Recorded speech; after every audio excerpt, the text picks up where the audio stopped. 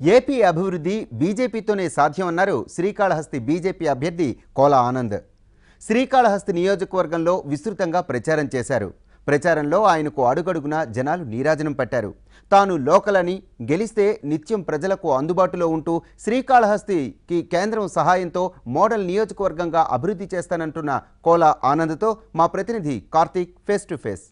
ఎన్నికల ప్రచారంలో అభ్యర్థులందరూ కూడా దూసుకువెళ్తున్నారు. ఎవరికి వారే గ్రామం మొత్తం కూడా చుట్టేస్తూ కూడా ఎన్నికల ప్రచారాన్ని ఉధృతం చేస్తున్నారు. ఎందుకంటే చాలా తక్కువ సమయం ఉండడంతో ప్రచారానికి మరొక 2 రోజులు మాత్రమే గడువు ఉండడంతో కూడా పెద్ద ఎత్తున అభ్యర్థులందరూ కూడా గ్రామాన చుట్టేస్తున్నారు. శ్రీకాళహస్తి నియోజకవర్గానికి సంబంధించి బీజేపీ అభ్యర్థిగా ఉన్నటువంటి కోలా ఆనంద్ రేణిగుంట మండలం గుత్తువారిపల్లిలో రచ్చబండ కార్యక్రమంలో భాగంగా ఇక్కడున్నటువంటి గ్రామస్తులందరితో కూడా మాట్లాడే ప్రయత్నం చేస్తున్నారు. ఇక్కడ ఉన్నటువంటి సమస్యలను రచ్చబండ రూపంలో కూడా ఆయన తెలుసుకుని ఒక వినూత్నమైనటువంటి ప్రచారాన్ని కూడా ఆయన నిర్వహిస్తున్నారు. ప్రస్తుతం మనతో ఆయన కూడా ఉన్నారు, ఆయనతో కూడా మాట్లాడదాం.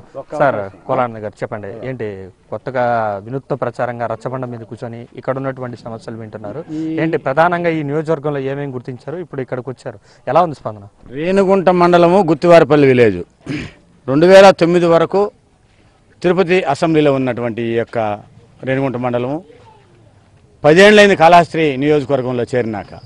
10 ఏళ్ళకి ఇక్కడ ఉన్న శాసనసభ్యుడు కానీ మంత్రిగా ఉన్నా కూడా ఈ గ్రామ ప్రజలు చూసిన పరిస్థితి కనిపించలే. ఇక్కడ 10 ఏళ్ళకి ఆయన శాసనసభ్యుడు. కానీ నేను ఒక మార్పు తీసుకురమ్మని చెప్తున్నాను. గ్రామ ప్రజలంతా కూడా ప్రతి ఒక్కరిని రిక్వెస్ట్ చేసుకుంటున్నాను. నేను ఒక అవకాశం ఇవ్వండి, అభివృద్ధి అన్నది నేను చేసి చూపిస్తా. పూర్తిగా రేణిగుంట మండలం, రేణిగుంట టౌన్ తీసుకోండి, ఒక మేజర్ పంచాయతీ, అతిపెద్ద పంచాయతీ. కానీ నేను తిరుగుతూ ఉంటే వార్డుల్లో, గ్రామాల్లో, వీధుల్లో మురికి కాలువలు కూడా కాలువలు లేకపోయిన పరిస్థితి. ఇండ్ల ముందే మురికి కాలువలు. ఎప్పుడో చూసిన గ్రామాల్లాగా రేణిగుంట పట్టణం కనిపిస్తూ ఉంది. మరి ఇవన్నీ కూడా ఇప్పుడు చెప్పుకునేటటువంటి అధికార పార్టీ తెలుగుదేశం ప్రభుత్వము ఏ రకంగా అభివృద్ధి చేశారని నేను అడుగుతున్నాను. మురికి కాలువ పోయేదానికి కూడా నీళ్ళు లేవు. మరి ఇంత దుస్థితమైన పరిస్థితి. రేణిగుంట మండలాన్ని తీసుకుంటే మేము భారతీయ జనతా పార్టీ అంతర్జాతీయ విమానాశ్రయం తీసుకొచ్చింది. ఇక్కడ కంపెనీలు వచ్చినట్టే కూడా, ఇప్పుడు అది జియో కంపెనీ వచ్చినా, మరి సెల్కాన్ వచ్చినా, కార్బన్ వచ్చినా కూడా కేంద్ర ప్రభుత్వం నుంచి వచ్చిన కంపెనీలు ఇవన్నీ. మేము పర్మిషన్ ఇస్తే ఇక్కడ వచ్చిన కంపెనీలు. ఇంకా కూడా ఇండస్ట్రియల్ ఎస్టేట్ ఉంది ఏరియాలో, అభివృద్ధి లేదు, వెనక్కి వెళ్ళిపోయింది. రైతులు 3000 మంది రైతులు ఉన్నాయి ఎస్సీ షుగర్స్ కింద. వెంకటేశ్వర చక్కెర కర్మాగారం. చంద్రబాబు నాయుడు ముఖ్యమంత్రి అయినాక 2015లో షుగర్ ఫ్యాక్టరీ మూసేయడం జరిగింది. దాని మీద భారతీయ జనతా పార్టీ 2 పర్యాలు ధర్నా చేయడం జరిగింది ఫ్యాక్టరీ దగ్గర, ఒక భారతీయ జనతా పార్టీని. వాళ్ళకి జీతభత్యాలు రానప్పుడు కూడా మేము ధర్నాలు చేసాం. బకాయిలు ఉన్నాయి పూర్తి స్థాయిలో. మేము మా నాయకులందరూ కూడా, మా పార్టీ నాయకులందరూ కూడా. మరి ఆ బకాయిలంతా కూడా భారతీయ జనతా పార్టీ ధర్నా చేసినాక విడుదల చేయడం జరిగింది. ఇప్పటికి 600 మంది ఎంప్లాయీస్ పాపం రోడ్డు మీద పడిపోయారు. గత 5 ఏళ్ళుగా జీతభత్యాలు లేకుండా వాళ్ళందరూ రోడ్ల మీద ఉన్నారు. ఇవన్నీ ఈ ప్రభుత్వానికి ఓట్లేసి ఇక్కడ దుస్థితిని నేను తెలియజేసుకుంటున్నాను. నేను ఒక్క అవకాశం ఏమంటున్నా భారతీయ జనతా పార్టీ అభ్యర్థిగా కోలానంద్ కుమార్ అంటే నన్ను ఒక్క అవకాశం ఇవ్వండి, అభివృద్ధి అనేది నేను చేసి చూపిస్తాను.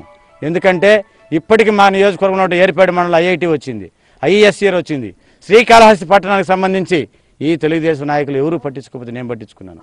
అమృత పథకంలో కాళహస్తి పట్టణాన్ని పెట్టడం జరిగింది వెంకయ్యనాయుడు గారు మంత్రిగా ఉన్నప్పుడు. నేను రిక్వెస్ట్ మేరకు ఆయన వెంటనే స్పందించి అమృత పథకంలో శ్రీకాళహస్తి పట్టణాన్ని పెట్టి సంవత్సరానికి 100 కోట్లు, 5 సంవత్సరాలకు 500 కోట్ల రూపాయలు ఇచ్చి అండర్ గ్రేడ్ డ్రైనేజ్ గారు పార్కులు కావచ్చు, ఒక అద్భుతమైనటువంటి బ్యూటిఫికేషన్తో మా పట్టణాన్ని అభివృద్ధి చేసుకునే పనిగా తీసుకురావడం. ఇవన్నీ కూడా ఎందుకు తెలియజేస్తున్నా అంటే, నేను ఎమ్మెల్యే కాకపోయినా కూడా, ఎమ్మెల్యే పదవులు లేకపోయినా కూడా నేను అభివృద్ధి పరంగా ఈ నియోజకవర్గాన్ని తీసుకొని వచ్చాను. నేను అంటే మీరు ఇన్ని అభివృద్ధి కార్యక్రమాలు చేశారంటున్నా, ఐఐటి, ఐజర్ లాంటివి, అంతర్జాతీయ విమానాశ్రయాలు లాంటివి మేము తెచ్చామంటున్నారు. కానీ తెలుగుదేశం పార్టీ ప్రభుత్వం కానీ, ముఖ్యమంత్రి చంద్రబాబు కానీ ఇవన్నీ నా ఘనతే, నేను తెచ్చాను అని చెప్పి స్పష్టం చేస్తున్నారు. ఇక్కడ ఉన్నటువంటి శ్రీకాళహస్తి నియోజకవర్గ అభ్యర్థి కూడా ఇవన్నీ కూడా తెలుగుదేశం ప్రభుత్వ హయాంలో ఇవన్నీ కూడా వచ్చాయి, సో మాకే ఓటేయండి, మాకే గెలిపించండి అని కూడా వాళ్ళు కూడా ప్రచారం చేస్తున్నారు. ఏది వాస్తవం ఇందులో? 2014 ఎన్నికల్లో భారతీయ జనతా పార్టీ, తెలుగుదేశం, జనసేన కలిసి పోటీ చేశాయి. 2018 లోపు ఈ రాష్ట్రానికి విభజన చట్టంలో 10 ఏళ్ళు ఉంటే 3 సంవత్సరాల్లోనే ఈ రాష్ట్రానికి ఏమి ఇవ్వాలా, ఏమేమి ఇవ్వాలా, ఒక కేంద్ర పట్టణాభివృద్ధి శాఖ మంత్రిగా ఉన్నట్టు వెంకయ్యనాయుడు గారు పూర్తిగా ఆయన కాలం అంతా కూడా ఆంధ్ర రాష్ట్రంలో గడపడం జరిగింది. ఎందుకు గడిపారు? ప్రతిసారి మనం పేపర్ చూసినప్పుడు అంట విజయవాడలో ఉన్నాడు, గుంటూరులో ఉన్నాడు, వైజాగ్లో ఉన్నాడు, విజయనగరంలో ఉన్నాడు, తిరుపతిలో ఉన్నాడు. ఇంక ఈ రాష్ట్రంలో ఎక్కడెక్కడ, రాజమండ్రి, కాకినాడ, ఎక్కడెక్కడ నగరాలు, ఈ నగరాలన్నీ కూడా తిరుపతి మహానగరాన్ని స్మార్ట్ సిటీ చేశారు. ఈ దేశంలో, ఈ రాష్ట్రంలో ఉన్నటువంటి నగరాలన్నీ స్మార్ట్ సిటీలు చేశారు. స్మార్ట్ సిటీకి అవకాశం లేనటువంటి నగరాలు కూడా ఎందుకు చేశాం? ఈ రాష్ట్రాన్ని ఆదుకునేదానికోసం, ఈ రాష్ట్రాన్ని అభివృద్ధి మేము చేసేదానికోసం. అంటే రాష్ట్ర ప్రభుత్వము కేంద్ర ప్రభుత్వ నిధులు కూడా మాయంటే అట్ట. ఎన్ఆర్జీఎస్సీ రోడ్లు ఎవరు ఇచ్చారు? ఎల్ఈడి బల్బులు ఎవరు ఇచ్చారు? 24 గంటల కరెంట్ ఎవరు ఇచ్చారు? మరి బాత్రూములు ఎవరు ఇచ్చారు? మరి స్కూల్స్కి ఈరోజు ప్రతి స్కూల్లో స్వతంత్రం వచ్చి ఏ స్కూల్లో ఒక టాయిలెట్ నేను చూశారు పిల్లలు పోయేదానికి? నరేంద్ర మోడీకి ఇచ్చారు స్వచ్ఛ భారత్ పేరుతో. ఒక్క కాంపౌండ్ వాళ్ళు కూడా లేని పరిస్థితి, ఇన్నేళ్ళుగా దుస్థితి ఉన్నట్టు మనం విలేజ్లో ఉన్న స్కూల్స్కి అంతా కూడా గవర్నమెంట్ స్కూల్స్కి అన్ని స్కూల్స్కి నరేంద్ర మోడీ కాంపౌండ్ వాల్స్ ఇచ్చాడు. ఈరోజు మరి ఏమి ఇవ్వలేదు ఈ రాష్ట్రానికి చెప్తున్నాను నేను. ఎంత ఇచ్చాం మేము? నువ్వు కొన్ని కారణాలతో ఎదుటి ప్రతిపక్ష పార్టీని ఎదుర్కోలేనికి దమ్ము ధైర్యం లేకుండా నువ్వు భారతీయ జనతా పార్టీ మీద డ్యాన్సులు వేసేది, చిందులు వేసేది, నువ్వు అధర్మ పోరాటాలు చేసి ఆంధ్రప్రదేశ్ జనాల్ని అధర్మ పోరాటాలు చేసి మోసం చేయాలంటే ఎవరు అంత పరిస్థితులు లేరు. ప్రజలకు అంతా కూడా అర్థమవుతా ఉంది.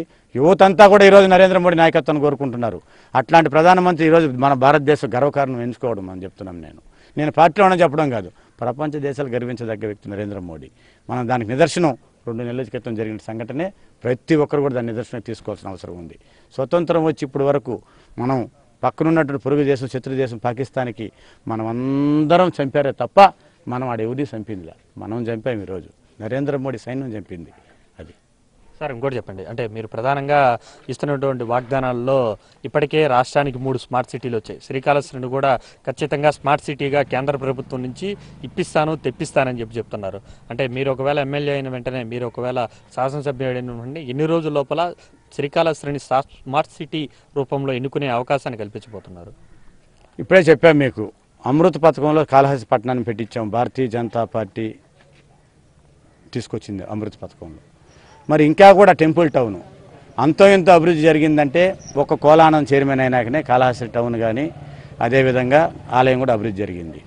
ఇంకా స్వర్ణముఖి ప్రక్షాళన ఉంది. కేంద్ర ప్రభుత్వం నిధులతో ఒక అద్భుతమైన బ్యూటిఫికేషన్తో స్వర్ణముఖి నదిని ప్రక్షాళన చేయాల్సిన అవసరం ఉంది. ఇప్పటి వరకు ఎవరు పట్టించుకున్నటువంటి పరిస్థితి. కొన్ని వేల మంది ఒక రోజుకి యాత్రికులు వస్తున్నారు మా కాళహస్తి పట్టణానికి.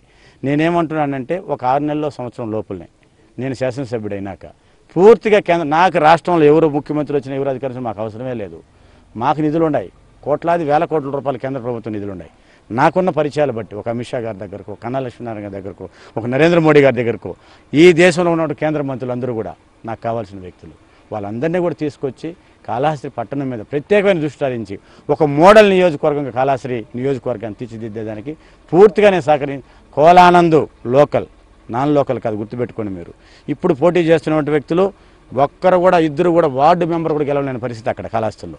నేను highest majority 2000 Kalahasti municipal floor లీడర్కి గెలిచాను నేను ఓటుతో. నాకు ప్రజల్లో ఉన్న వ్యక్తిని, ప్రజల గురించి తెలిసిన వ్యక్తిని, మనం అభివృద్ధి పరంగా పనులు ఏం జరుగుతాయి, ఏం చేయబోతామన్న ఆలోచన కలిగినటువంటి వ్యక్తిని. కానీ నేనేదో బెంగళూరు నుంచి దిగుమతయ్యో, హైదరాబాద్ దిగుమతయ్యో ఇక్కడ రాజకీయం చేయట్లేదు. చిన్నతనం నుంచి రాజకీయాల్లో ఉన్నాను. రాజకీయ అవగాహన ఉన్నటువంటి వ్యక్తిని, కాళహస్తి నియోజకవర్గం మీద పట్టున్నటువంటి వ్యక్తిని, అభివృద్ధి పరంగా ఏ రకమైనటువంటి అభివృద్ధి కావాలని నియోజకవర్గం తెలిసి క్షుణ్ణంగా తెలిసిన వ్యక్తిని. కాబట్టి నాకున్నటువంటి పరిస్థితులు బట్టి ఈరోజు దేశం తీసుకొచ్చి కాళహస్తి నియోజకవర్గం అభివృద్ధి చేస్తానని చెప్పి తెలియజేసుకుంటారు. ఇది కోలానం చెప్తున్నారు. ఏదైతే రాష్ట్రంలో ఎంతైతే అభివృద్ధి చెందిందో, దేశంలో ఎంతైతే అభివృద్ధి చెందిందో అంతే ధీటుగా శ్రీకాళహస్తి నియోజకవర్గాన్ని కూడా అంతే స్థాయిలో అభివృద్ధి చేస్తానని తనకున్నటువంటి పరిచయాలతో, ఎందుకంటే తాను లోకల్గా ఉన్నటువంటి శాసనసభ్యుని, ఎప్పుడు నిత్యం ప్రజలకు అందుబాటులో ఉంటారని, ఇదే తనకు ఉన్నటువంటి ప్రధానమైనటువంటి బలమని కూడా చెప్తున్నారు. ఖచ్చితంగా శ్రీకాళహస్తి నియోజకవర్గంలో రానున్న ఎన్నికల్లో విజయం సాధిస్తానని, ఖచ్చితంగా ఒక మోడల్ నియోజకవర్గంగా శ్రీకాళహస్తిని అభివృద్ధి చేసి చూపుతానని మాత్రం కోలానంద్ స్పష్టం చేస్తున్నారు. కెమెరా పర్సన్ చెంచయ్తో కార్తిక్, ఎన్టీవీ, శ్రీకాళహస్తి నుండి.